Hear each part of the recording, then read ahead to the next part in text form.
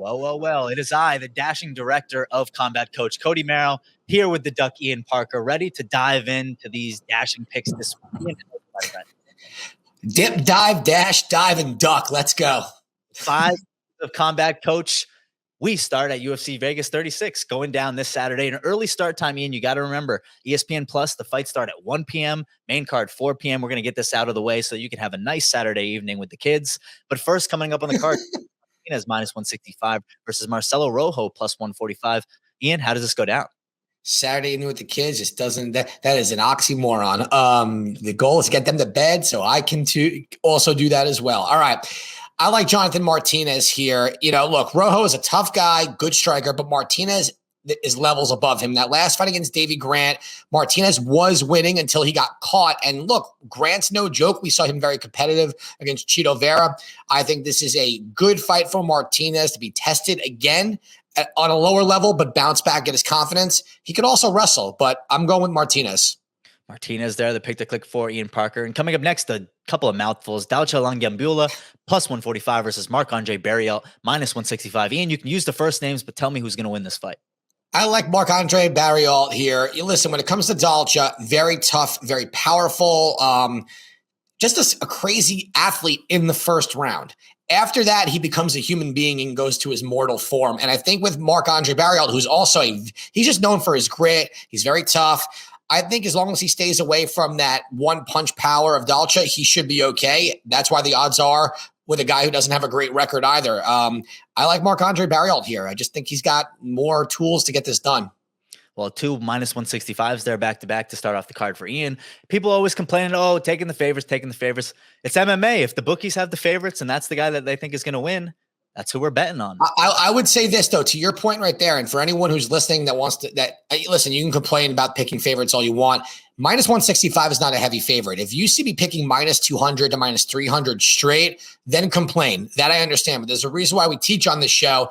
That's not the way we do it. You know, minus 120s, minus 140s, that's almost even, guys. That's where you got to take advantage if we really believe in the favorite. Because if you strip away the odds of the first 2 fights, which is usually what I do to pick, those are the 2 guys I would be picking anyway.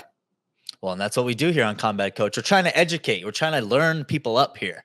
Try to make sure they take your information and take it straight to the pay window. But coming up next, Ian, this is a fight I'm incredibly excited for. All of the interviews leading up this week have me really excited. Julian EROSA plus 155 versus Charles Jourdain minus 180. Very close on the odds here in the first 3 cards, but how does this fight go down, Ian? I think this is the closest one so far.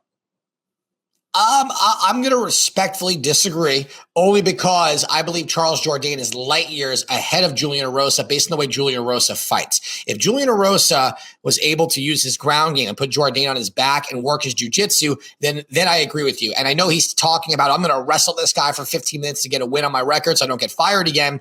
EROSA is just not capable of that. You know, and it's not like a negative thing towards him. He's very tough. His striking isn't bad. He really believes in his chin, although his last 2 fights hasn't worked out in his favor. Jourdain is an excellent striker. My only negative towards him is he starts a little bit slow. His last fight, he really picked it up at the end of the second and dominated the third. Jourdain, if he keeps his fight standing, which I believe he does, should get a dominant win here. Dominant win there for Ian Parker. Now, Ian, this card was supposed to be UFC London. This is not UFC London. This is going down to the UFC Apex in Vegas. That's why you see tons of UK fighters on this card. The first one that I'm really impressed by, Jack Shore minus 590 versus LUIGI Sholinian. Sure. That's why you watch the show, guys. I'm figuring this out too. Plus 425. Ian, is there any reason that I need to say that name again? No, there's not. Jack Shore is a star in the making. I'm actually surprised that this fight's happening. I don't know if LUIDVIK is taking this on short notice. I don't know how you go from Hunter Azure to LUIDVIK. Jack Shore is a stud. He knows what he's doing. He's a very smart fighter. I think he's one of the brighter, if not the brightest prospect in the division. I believe he will be a future champion one day. He keeps getting better. Look for this fight to go to the ground. Minus 590, way too much. Although I will guarantee he wins this fight unless lightning hits him during the fight. But if you guys want to play this one, I wouldn't even parlay it. Minus 590 still high. I like Jack Shore to win by submission. I believe there's a plus 175 prop out there for that. So look towards that for Jack Shore. Ooh, Ian Parker ducking down and finding us the value there with the props. You gotta love it. And coming up next is one of my favorite fighters out of Liverpool, Molly McCann, minus 105 versus Ji Yoon Kim, minus 115. A very close fight on paper. Ian, how do you see it playing out?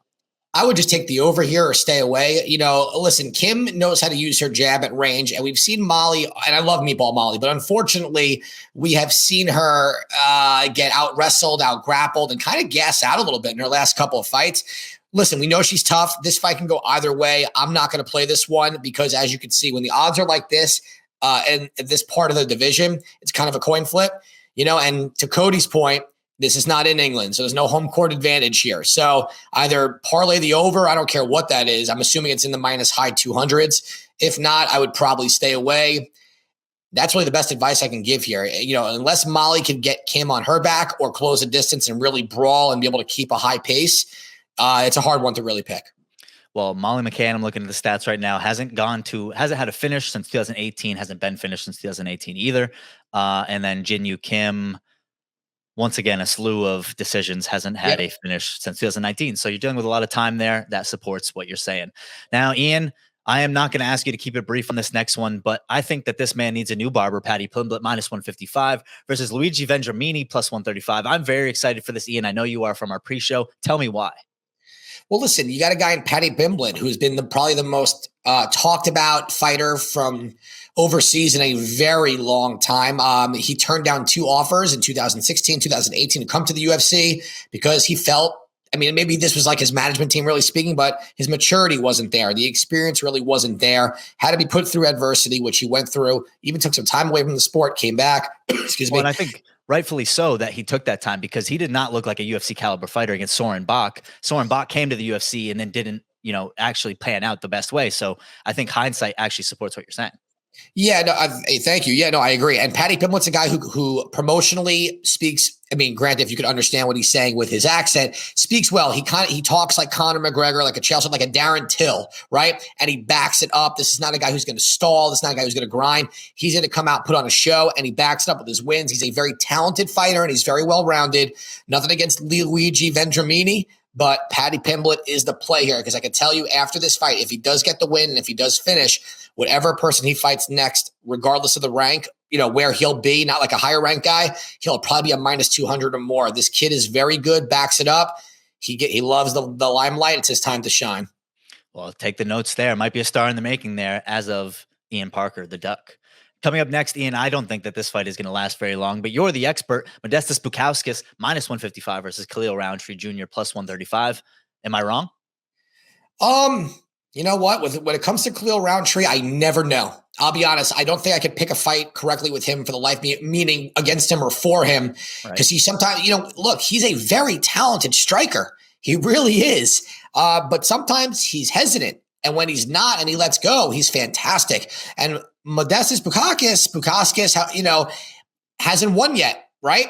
And this is a guy that had a lot of hype coming into the UFC and he hasn't shown. So he's getting an opportunity here to fight someone that's favorable towards his style matchup. But for me, I would probably go that this does not go the distance as opposed to picking one of the two, because I'd rather play it that one of these guys go lights out as opposed to relying on either one who I believe is both fighting for their job. And not one of them have shown me something here where I could say this guy's so much better than the other.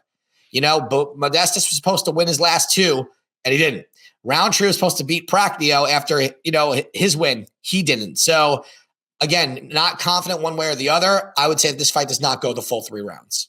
Well, and it's very tough talking about KHALIL Rountree Jr. When he showed up against Eric Anders with that new style, that Muay Thai kind of stance, you were like, oh, my God, like, is this a new version of KHALIL Rountree? Right. And then he took a step backwards again. And so it's hard to bet on somebody like that when you see the ups and the downs and the ups and the downs. You're trying to bet on trends sometimes. And if you're not seeing that as the expert, then how can you back that at the window? Yeah, I mean, you know what? Trends are not. It's just you got to look at the fighter and you got to look at the style. You know, I don't disagree with you. I think trends are a little bit more challenging in MMA than they are in other sports with home and away and guys playing against certain players. You know, whatever. But when it comes to a guy like KHALIL, you know, you would think even when he fights someone, this is why I'm not confident. When he fought Prachnio, that was supposed to be favorable towards his style. He wasn't have to be worried about being put on his back. He should have been the faster striker, the more aggressive and carrying more power. And he let Prachnio dictate everything. It's almost like KHALIL came in there and just like forgot how to fight or he didn't want to. So, and the same thing with Modestas Bukauskas, he's had opportunities against guys not as good at him in the striking, and he has just allowed people to impose their will. So, you know, in a coin flip situation, I think they're going with the guy maybe who's got more TKOs, he's younger, whatever. For me, if you believe this fight's ending early, then bet that it just doesn't go the distance. Therefore, you don't have to worry about either guy. Well, a lot of gray there, and we're trying to get some black and white, and that's why we're moving on to the great way. Alex Morono -130 versus David Zawada +110. Really impressive win in his last fight out. Alex Morono coming up against the tough David Zawada. How do you see this going down? I like Alex Morono here. You know, for me, yes, the cowboy fight, but we've seen flashes of really good stuff from Morono as opposed to Zawada, who was getting dominated and he got that arm bar and then he lost his last couple fights. I think with Morono, he needs to bring the aggression. He needs to do what he does best and really press the action. Zawada's not going to threaten with his striking. And I think even on his back, I think Morono is actually very smart with avoiding submissions down there. I like Morono's aggression more than anything. And it's kind of a weird, it's like a controlled chaos. And he's got a pretty good chin minus the Chaos Williams fight. So I like Alex Morono here. Well, and I think you're getting a lot of value there at -130. What I like to do, Ian, is I take the card at the beginning of the week. I run through what I think the odds are going to be. And this was one where I was like, I know I thought Morono would be a little closer to like -160, -180 range. So I agree. Getting a lot of good value there. You're getting a lot of good value on this card. Only 10 fights, Ian. We're already at the co-main event. Tom Aspinall -250 versus Sergey Spivak +200. Ian, I think Aspinall is a future title challenger. Tell me if he gets it done in this fight. You know what? I don't know if he is a future title challenger just yet. I think he's got the athletic ability, the way he moves. It seems like, you know, it seems like we're seeing a lot of these heavyweights that are more athletic, a little bit on the smaller side, have more success, right? You know, speed seems to be, and cardio are now seeming to play big factors along with grappling when it comes to these heavyweights if you don't get a knockout really quick. Someone at Tom Aspinall, though, what concerns me a little bit was the amount of strikes he took against Andrei Arlovski. Arlovski was up round 110-9, and then Aspinall was like, I'm done with this. Bull rushed him and got a submission on him. And I don't think he's going to be able to do that against Sergey Spivak. I think Spivak, because he's taking this on short notice, is the only reason why he's +200. I think in a full camp, he's +150 maybe. For me, both guys are very tough to finish. And it's interesting with Aspinall, he can finish guys quick, but with Spivak, if he does, it's not till later in the fight. I like this fight actually to go over 1.5 rounds. I believe it's being given out right now at +100. I know I'm throwing you for a loop this one. I'm giving a couple props, some overs, because honestly, I think Spivak's height might be a problem for Aspinall with the reach. And if he can't put Spivak on his back, you know, Aspinall is going to have to be forced to box. And we saw against Arlovski, the jab really affected him. So do I think Aspinall wins? I do. But I think the better betting play right here is over 1.5 at +100. And that's a testament to Spivak's toughness in not being finished. Well, and especially at -250, that would kind of seem to me that Aspinall is a couple of steps ahead of Sergey Spivak. But if we look at the Tapology worldwide rankings, number 11 and 12 respectively. So the odds are not that close as far as on paper. So I think you're right to be looking for some value there. And Spivak is also fought in the higher level of competition overall between Alexei Oleinik, Martin Tybura. You know, there's been other guys that are having success.